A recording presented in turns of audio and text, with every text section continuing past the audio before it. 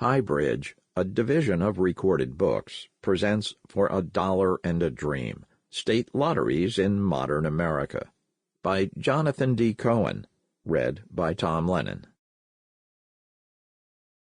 Introduction. Leo McCord has played the Illinois lottery every day for almost 50 years.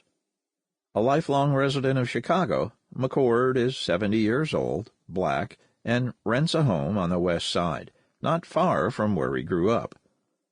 Since 2013, he has worked for the Chicago public school system as a security officer and an aide for students with disabilities, a position he took after 2 decades holding various jobs for the city government.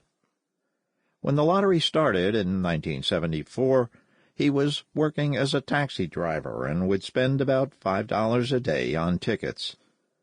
"I saw it as an investment I could afford," he remembered. But as the national and local economy soured, he lost his job and fell on hard times. In the 1980s, he did odd jobs, shoveled walks, and collected cans, whatever he could to make a legal buck.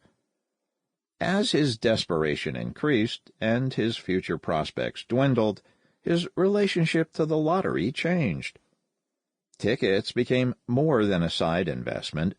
He began to see a jackpot as his last, best, and only chance to change his situation. The size of his investment shifted accordingly. McCord would spend however much money he could put together on tickets, as much as $15 a day. Even after years of losses, he kept dreaming. Not a day went by I didn't think of what it would be like living the life of a rich man, planning what I would do if my 6 numbers came up in the lotto, and I became one of the instant millionaires, he told the Chicago Tribune in 1986. Between the daily fantasies and the advertisements promising a quick jackpot that were ubiquitous in his poor, predominantly African-American neighborhood, a lottery win seemed like a sure thing. The worst part is, he noted, you start believing a poor man is smart to take a chance. McCord still believes he has a chance. These days, he mostly plays daily numbers and rollover jackpot games, with an occasional scratch ticket. He prays every day for a windfall, and he plays some special numbers, 245, which came to him in a dream one night, and 1007, part of his payroll code with the city, which hasn't done anything yet, but he thinks is due to hit eventually. Around 2007, he won $100,000, most of which he used to fix up his mother's house and buy himself a new car. However, even with this payout, and a few smaller hits over the years, he knows that he has lost more than he has won. By his own admission, he spends more than he should on tickets, though he is always sure to take care of necessities first. He plays because he still dreams of what he calls the big one. Not any specific amount, just enough to leave him set for life and then some. The bigger the better. The way he sees it, some people spend money on movie tickets or alcohol. He buys lottery tickets to try to fulfill his dream of instant riches. So he plays, and he prays, and he waits for the jackpot he has been chasing for almost 50 years, which he is sure will arrive someday soon. Every week, 33 million Americans like Leo McCord spend a few dollars on the dream of a life-changing lottery jackpot. At convenience stores, gas stations, and supermarkets in nearly every corner of the country, gamblers buy their favorite scratch tickets, fill out slips for the daily numbers, or take a chance on a rollover jackpot game. Roughly half of American adults play the lottery at least once a year, and 1 in 4 do so at least once a month, holding out hope that they will overcome the odds standing between them and a massive windfall. Americans spend more on lottery tickets every year than on cigarettes, coffee, or smartphones, and they spend more on lottery tickets annually than on video streaming services, concert tickets, books, and movie tickets combined. The state lottery era began in 1964, with one state and $5.7 million in sales. In 2020, sales from 45 states totaled $91.4 billion. The United States has become a jackpot nation. Lottery tickets are popular because many Americans judge the long odds of a jackpot to be their best chance at a new life. Gambling has been a prevalent pastime in the United States for centuries, and luck has always held deep cultural resonance in a society that prided itself on its work ethic. For people like Leo McCord, the lottery is more than just a game. It represents the likeliest path to financial stability, not to mention wealth. In 2006, almost 40% of households with incomes under $25,000 believed their best means of accumulating several $100,000 in their lifetime was through the lottery. A 2010 poll asked respondents to name the most likely way for them to get rich. 20% said by starting their own business, and 19% said by securing a high-paying job. However, almost as many respondents, 15%, chose chance, winning the lottery or receiving an inheritance. During periods of economic decline, casino and horse race gambling revenues typically drop. Meanwhile, lottery sales increase as incomes fall, unemployment grows, and poverty rates rise. More than any other form of gambling, players see the lottery as an alternative means of upward mobility. Economic circumstances of the late 20th century played a crucial role in encouraging Americans to turn to the long odds of lottery tickets. Over the last half-century, rates of relative intergenerational mobility have stagnated.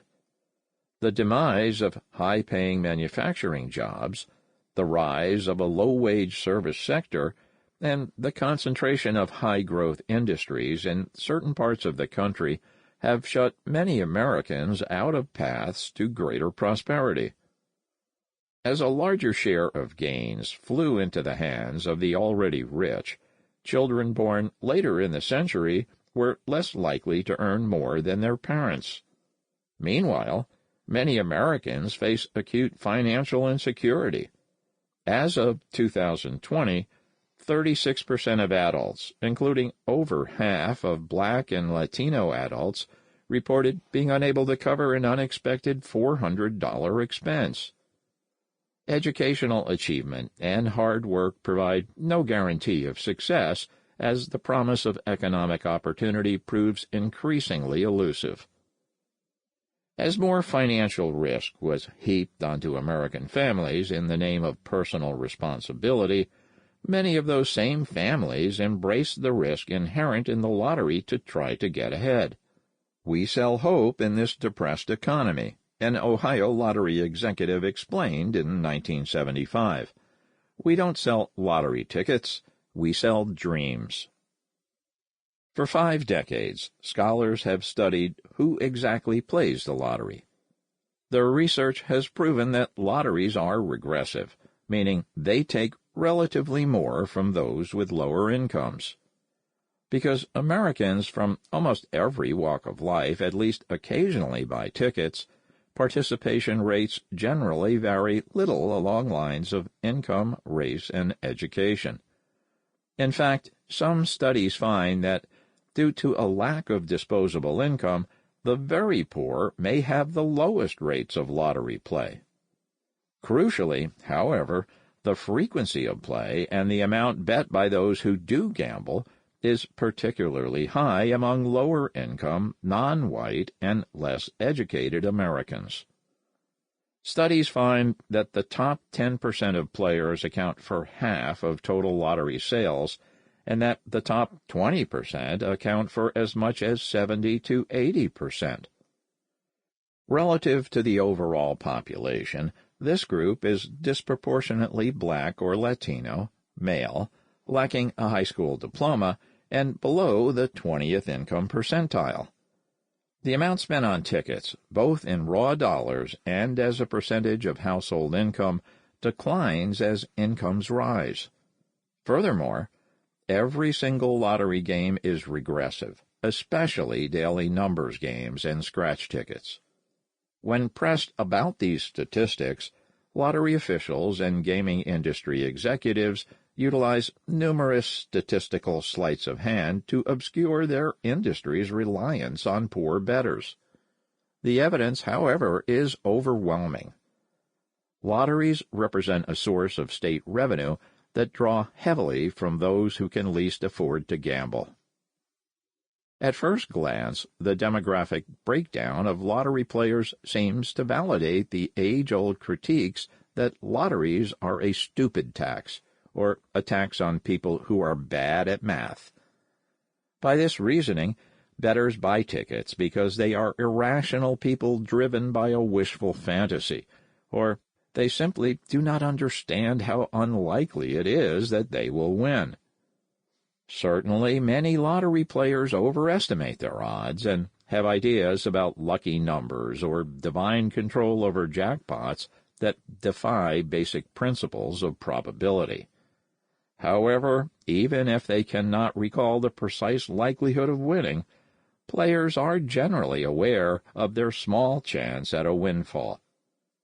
That they choose to play anyway is the result of the conclusion that, no matter how long the odds, an improbable jackpot offers their best shot at wealth.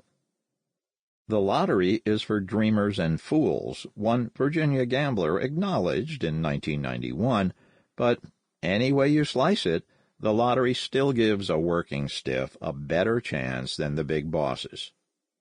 The popularity of lottery tickets is an unmistakable sign that tens of millions of people feel they lack other opportunities to get ahead. In a society increasingly bereft of economic opportunity, where it can feel impossible to build wealth no matter how hard one works, Americans have turned to gambling for a chance to make their dreams come true. Players' dreams changed over the course of the lottery era, and shifting definitions of success helped drive the popularity of lottery tickets. The aspiration for more, whether money, land, power, or something else, is a long-standing theme in American culture. Dreams, though, are a reflection of their time, of a period's values and economic circumstances. In the immediate post-World War II era, the dominant aspiration, what might be called the American dream, centered around the suburban home, a refuge of financial and familial security in a nation that had overcome depression and war. Over the course of the late 20th century, though, as inequality grew and economic opportunity dwindled, standards of financial success moved into greater heights. Starting in the 1980s, definitions of the good life became tethered to the beachfront mansion instead of the white picket fence. Success meant wealth and luxury, not stability and comfort. Lottery prizes paralleled and helped facilitate this new enthusiasm for wealth. In the 1960s and 1970s, lottery players were primarily white working and middle-class Americans who gambled for prizes that were considered large at the time, but that pale in comparison to today's top jackpots. Lotteries opened with raffle-type drawing games that were infrequent and boring, and that offered an occasional top prize of $1 million, around $5 million in 2021 dollars, generally paid out in taxable installments over 20 years. Jackpots represented a chance at a comfortable life, a shot at climbing a rung or two up the economic ladder, not obscene opulence. In the 1970s, states introduced instant scratch tickets and daily numbers games.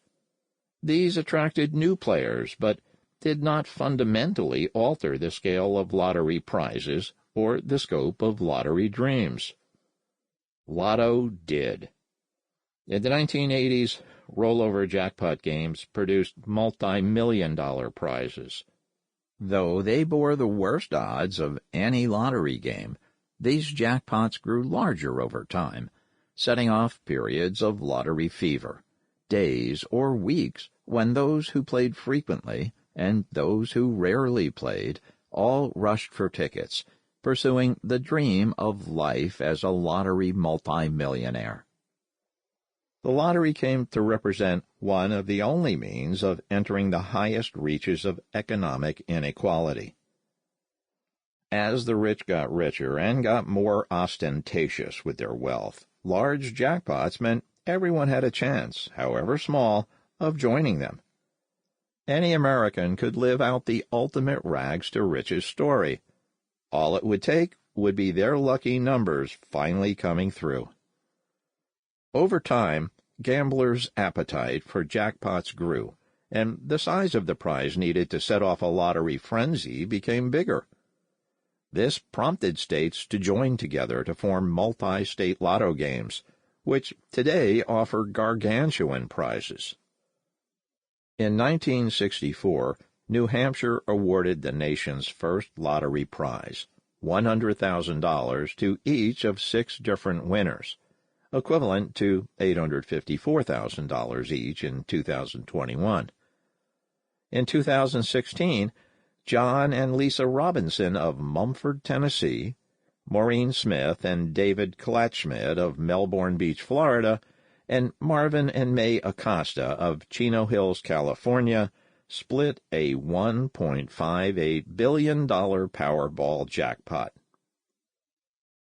In a nation of growing disparities between rich and poor, winning the lottery has come to represent not just incremental mobility and financial security, but mind-boggling wealth, the possibility of fulfilling seemingly any fantasy. For many lottery players, the fantasy is the point. Gamblers buy tickets for the chance to dream, the opportunity for a few days or a few moments to imagine what it would be like to hit the jackpot and spend their newfound riches. Tucked inside this fantasy, though, is an understanding that it might just come true, that every ticket provides a small, though very real chance of winning. Because hitting the jackpot is so unlikely, and because money has for so long been rhetorically tied to merit, winning the lottery seems to represent more than simply defying probability. Lotteries give Americans the chance to be chosen by luck, by God, or by whatever other force they see behind the game. If they could overcome the odds, they could be marked as blessed, worthy of money they may not have been born with, but which they certainly felt they deserved. The word lottery, after all, derives in part from a Germanic word meaning someone's lot in life, their share, their portion, their due. For many players, getting their due is what the lottery is all about. People will tell you that they gamble to win, but I don't believe them, a Las Vegas casino shift manager once noted. It's those brief seconds before you know the outcome that really turn you on. Those are the moments when you learn if you are a winner or a loser. In a nation where being poor is still often equated with personal failure, lottery tickets offer a singular opportunity to dream, to throw oneself at the hands of fate and maybe, just maybe, come out a winner.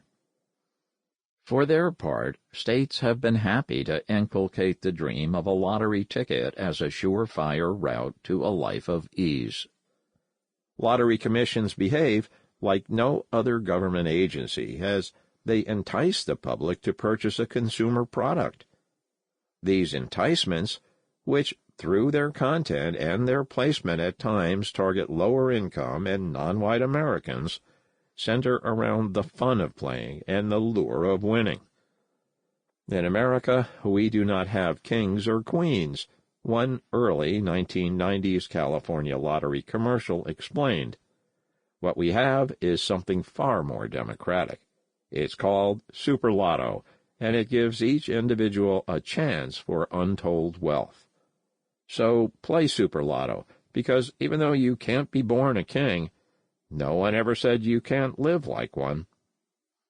Many players retain a wishful, mistaken belief in an inevitable jackpot, a belief fostered by advertising that for decades has suggested that anyone can win, that winning is the ultimate fantasy, and that the American dream is just one more ticket away. Like few other activities, the nation's lottery habit sheds light on how Americans responded to the economic trends of the late 20th and early 21st centuries. By offering a lifeline to those who feel they do not have other opportunities, lotteries helped acclimate Americans to a new economic order. Most players understand that winning is a long shot. Despite the odds, it is a bet they feel they have to make. Gamblers are not the only ones who have been captivated by lottery dreams. Like bettors wagering on a windfall, states legalized lotteries hoping to hit a jackpot of their own. Between 1963 and 2018, voters and policymakers in 45 states enacted lotteries because they believed legalized gambling was a panacea. All government policy entails a measure of risk, its enactment driven by an uncertain promise of how exactly it will improve people's lives. The politics of state lotteries made clear just how much of a gamble policy-making can be. Lotteries were seen as budgetary miracles, the chance for states to make revenue appear seemingly out of thin air, much the same way a lottery ticket might be worthless one moment and worth millions the next. Lotteries appeared to present voters and policymakers with a painless solution to pressing budgetary problems. Specifically, lotteries offered states a seemingly simple way to fund public services without new taxes to pay for them. Lotteries have proven to be catnip for elected officials who fear taxation, wrote Richard Leon, a member of a 1990s federal gambling commission. Like gamblers themselves, states hope to get lucky and put off tough choices about taxes and spending by chasing increased gambling revenues. Eager for a tax-free bonanza, supporters thought states could avoid traditional, established solutions to budget issues by taking a chance on gambling. Even as evidence emerged that lotteries could provide only a small percentage of state revenue, and even as data mounted about their regressivity, states kept passing them, kept advertising, and kept adding new games, desperate for their long-shot gamble to pay off. For them and for us, Leon concluded, it's a sucker's bet. Voters and legislators across the country bet on betting because of the economic and political circumstances facing state governments in the late 20th century. Many of the same factors that have bred public fervor for lottery tickets also increase states' need for new revenue. In particular, lottery legalization was the result of states' attempts to preserve the mid-century social compact as the foundations of post-war prosperity crumbled. The period from the 1930s through the mid-1970s was, in historian Jefferson Cowie's words, a great exception, an era of government commitment to collective economic rights sandwiched between periods of inequality, polarization, and political deference to business. In this unique historical moment, American government sought to provide economic opportunity and security to white working and middle-class men, and to a significantly lesser extent, African American men, through major public investments, especially in universities, housing, infrastructure, and social services. Crucially, government provided these services while generally keeping taxes low. This arrangement was possible thanks to a unique convergence of American overseas influence and, relative to today, the even distribution of the economic gains.